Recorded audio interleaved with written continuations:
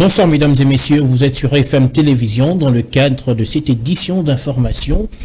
Les troupes de l'EAC cohabitent avec le M23 RDF. Voilà le coup de gueule de Félix Tshisekedi lors d'une conférence de presse à Windhoek, au Namibie. Le président de la RDC relève plusieurs dysfonctionnements au sein de cette force régionale dont il conteste la nomination d'un nouveau commandant sans faire recours à la RDC. On l'écoute.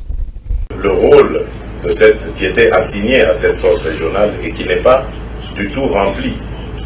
Aujourd'hui, il y a dans certaines localités une cohabitation observée entre les contingents de la force régionale est-africaine et les terroristes du M23, ce qui n'était pas prévu au programme. Il était question, je rappelle ici, de contraindre aux côtés des FARDC ces forces terroristes à gagner le chemin de la paix, c'est-à-dire cesser le feu, retrait, cantonnement. Et aujourd'hui, malheureusement, on constate qu'il y a des forces qui tolèrent. En plus du fait que des officiels, soit des pays de ces contingents, ou des officiels militaires du contingent même, en arrivant sur le sol de la RDC, on dit clairement qu'ils ne venaient pas pour combattre le M23, ce qui n'était pas du tout... Alors, à côté de cela, il y a le problème du commandant de la force lui-même. Vous avez suivi le général Jeff Nyaga qui a démissionné de manière spectaculaire, nous surprenant tous, et parlant de menaces, des menaces auxquelles il ne nous a jamais fait part. Pourquoi il ne nous a pas fait part de ces menaces, lui seul le sait. Et lorsqu'il décide de quitter la République démocratique du Congo, le Kenya désigne directement un autre commandant de la force, sans consultation, comme si cette force n'appartenait que au Kenya. Donc manifestement, il y a un problème dont nous avons besoin de parler pour clarifier la situation. Et comme le mandat s'achève au mois de juin, si à cette date-là, nous estimons que le mandat n'est pas rempli, je crois que nous allons décider de raccompagner ces contingents venus à la rescousse de la République démocratique du Congo avec honneur, les remercier pour avoir essayé d'apporter leur part de contribution à la paix en République démocratique du Congo. Et puis cette première action de l'EAC après le départ de l'ex-commandant de cette force régionale, Jeff Nyaga, 9 suspects présumés criminels ont été capturés par la force de réaction rapide du Burundi de la force régionale. Selon les informations en notre possession, ces personnes capturées ont tenté de s'attaquer au camp de déplacés. Ce samedi, les opposants seront dans les rues de Kinshasa pour dénoncer la gestion actuelle du pays par le régime en place. Martin Fayoulou, Matata Pogno, Denis Sessanga ou encore Moïse Katumbi mobilisent déjà les troupes. Mais à l'Union sacrée, l'on affirme que l'opposition n'est pas puissante. On écoute ce que disait Emmanuel Chibambe, cadre de l'UDPS Tshisekedi. Il était l'invité de l'émission face à la rédaction de FM Télévision.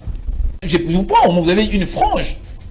Donc ce n'est pas l'unanimité de la population. Et puis moi je n'accepterai pas être dans un parti où 100% de la population applaudissent. Non, non, ça je n'accepterai pas. Nous devons avoir de l'opposition. S'il y a une frange, comme vous le dites, je prends vos mots, s'il y a une frange de la population qui pense, qui estime qu'elle doit marcher ou manifester contre ce que vous avez évoqué ici, mais libre à eux. Libre à eux qu'ils le fassent, ils ne seront pas inquiétés. Nous sommes tu sais qu'il doit instaurer la démocratie. Ils peuvent faire des marches comme ils veulent. Ils peuvent faire des villes mortes. D'ailleurs, on a besoin de voir si réellement nous avons enfants. Et puis en face de nous, nous devons avoir aussi une opposition forte. Mais les réseaux, nous devons voir, et puis nous devons voir aussi, en face de nous, nous devons aussi avoir du répondant solide, disant que non, nous avons aussi une opposition forte qui peut aussi booster notre pouvoir. Vous, lorsque je suis chez moi, je manipule un peu les réseaux, voire un peu le média, les informations. Vous caricaturez l'histoire de façon un peu erronée. Excusez-moi. Pourquoi? Vous voulez faire voir à la population congolaise que le malheur de la population commence avec les Tshisekedi. Non, madame. Voilà donc pour l'émission Face à la rédaction de FM Télévision, une émission à suivre tous les samedis à partir de 17h juste, rediffusion dimanche à 21h. Tout à fait autre chose, éboulement de terre dans la mine de Songambele à 3 km de la cité de Roubaïa Centre en territoire de Massissi au Nord Kivu. Le gouverneur militaire de cette province a dépêché une délégation conduite par le maire de la ville pour s'enquérir de la situation du lieu du drame. Suivez à présent ce reportage de la presse du gouvernorat militaire du Nord Kivu. Aussitôt alerté sur l'éboulement de terre survenu à Roubaïa Bisunzu, en territoire de Massissi, le gouverneur du Nord Kivu, le lieutenant-général Constant Dimakanga, a dépêché ce mardi 9 mai 2023 une équipe pour remonter les faits et s'imprégner de la situation sur place. Il est à noter que l'éboulement du lundi dernier a occasionné la mort d'un creuseur artisanal et 3 blessés dont l'un grièvement. Cette délégation était conduite par l'administrateur du territoire de Massissi, le colonel Christophe Chinabu Kenge, accompagné du coordonnateur de bureau d'études, du gouverneur et de quelques délégués des services techniques qui interviennent dans ces secteurs. L'administrateur de Massissi a profité de l'occasion pour transmettre les instructions fermes de la ministre des Mines, relayées par le gouverneur militaire du Nord Kivu, à l'intention des creuseurs illégaux sur le périmètre 4731 qui est fermé jusqu'à nouvel ordre. Le constat est vraiment amer, dans le sens qu'il y a eu d'abord une instruction de la haute hiérarchie qui avait instruit que ce périmètre doit être fermé.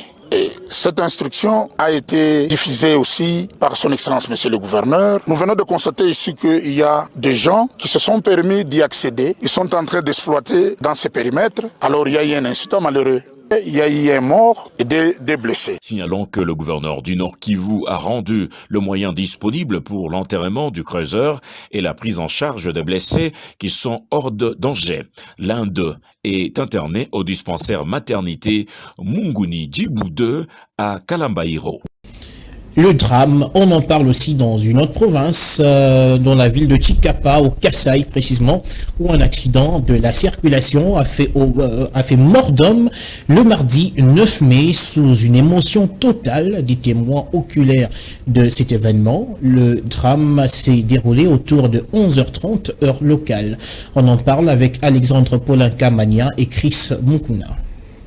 Parmi les morts figurent 4 enfants et 4 adultes à côté de quelques blessés graves. Ce drame qui leur a causé préjudice a été occasionné, selon les témoins, par un véhicule de marque Mercedes en provenance du Kasaï central pour les Kasaï, transportant des maïs avant de se renverser juste après avoir traversé le pont et la bifurcation des Kassanzu. L'ivresse et l'usage du téléphone au volant seraient à la base de cet accident de la circulation, ont estimé de nombreux témoins qui se sont amassés au lieu du drame de manière spontanée. Avec larmes aux yeux, les familles des victimes ont sollicité des gouvernements national et provincial une assistante pour ces drames qui les laissent sans voix. Alors que les enfants à bord du véhicule quittaient Kananga pour Chikapa en raison de la poursuite des études.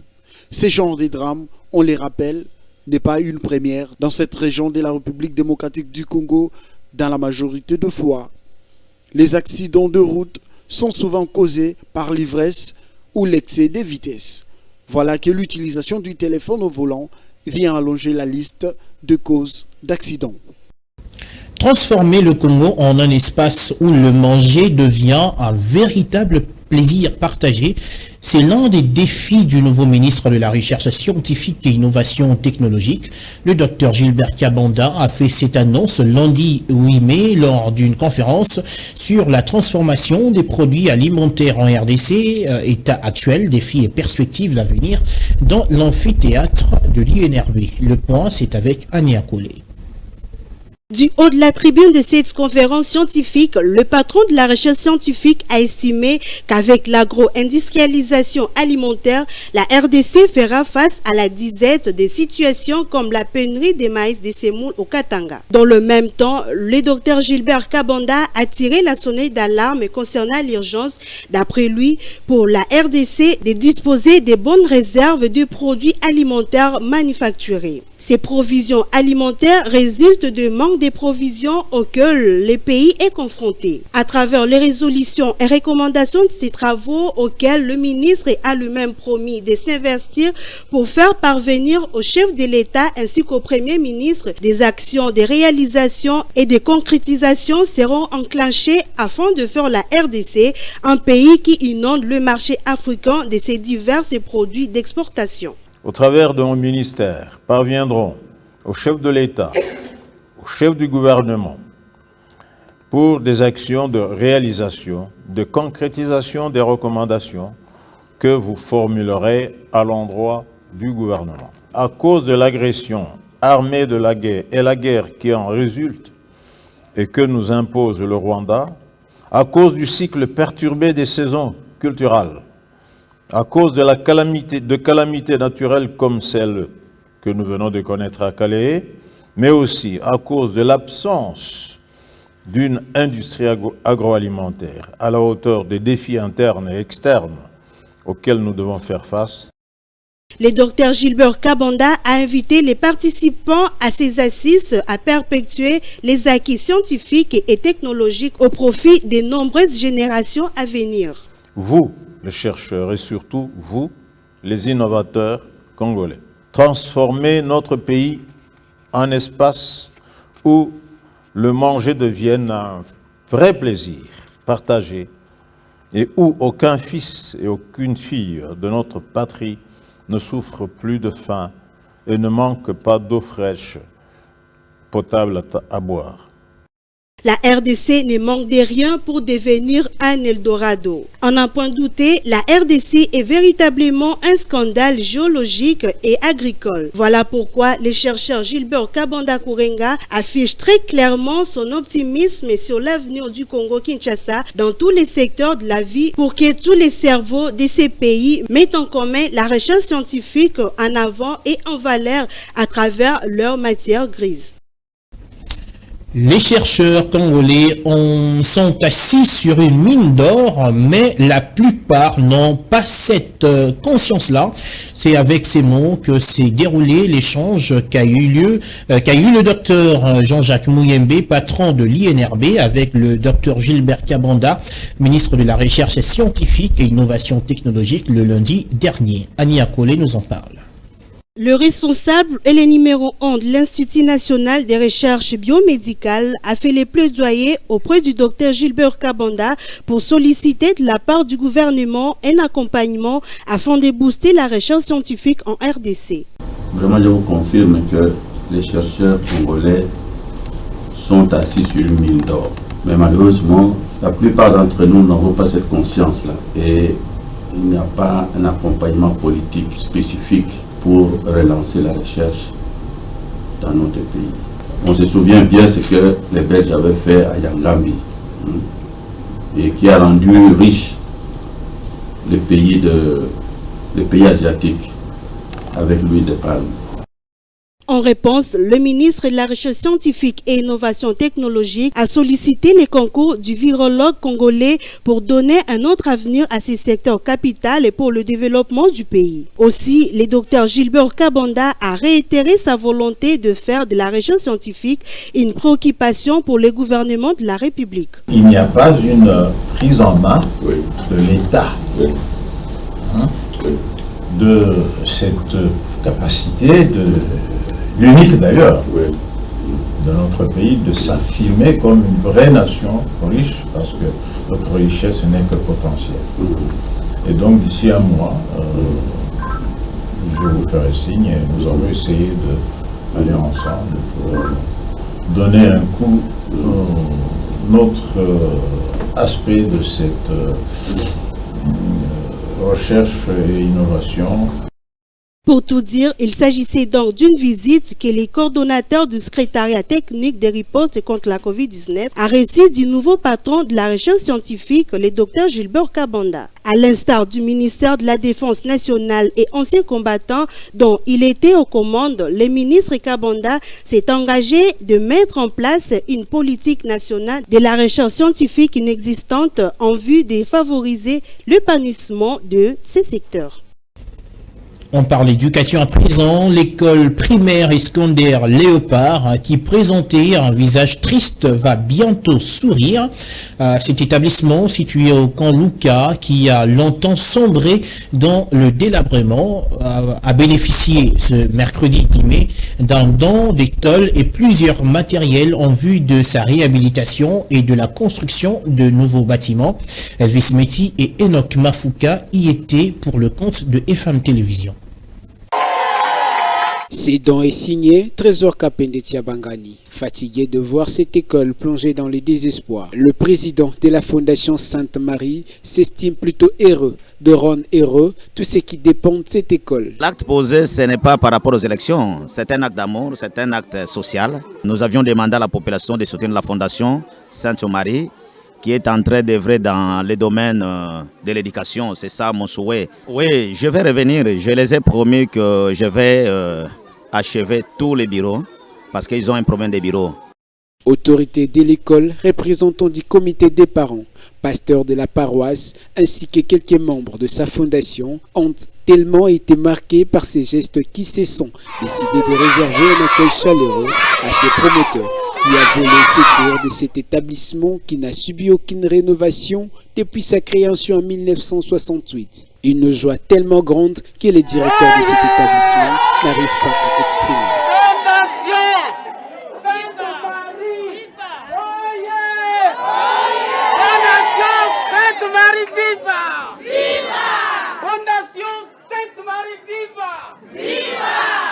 Fondation Sainte-Marie, viva! Viva! Viva! Amour social, unité! Il faut dire que cette action s'inscrit dans la devise de la fondation du promoteur Trésor Kapendetia Bangani dénommé Sainte-Marie dans sa politique philanthropique de promouvoir l'éducation dans ces secteurs avec leurs sources afin de participer à l'éducation des plus jeunes. On va se quitter en sport, parlons des éliminatoires de boxe, des boxeurs congolais au 22e championnat mondial de boxe. Le directeur technique national a fait le bilan de la participation de la RDC qui a atteint pour la première fois de son histoire 2 places en quart de finale. Lionel Ngolo, précision. C'est déjà l'heure du bilan pour la RDC qui n'a compté que ses 7 boxeurs engagés au 22e championnat mondial de boxe. Les 2 autres ont perdu par forfait. On cite les cas de David Chama éliminé par walk-over après avis non favorable du médecin officiel sur sa précocité musculaire. La participation rapide de la RDC restera historique avec une place qualificative pour la première fois de son histoire à l'étape des 8e et quart de finale du championnat mondial avec Fiston Bayard et Pita Kabeji, le dernier Congolais sorti de la compétition hier mardi.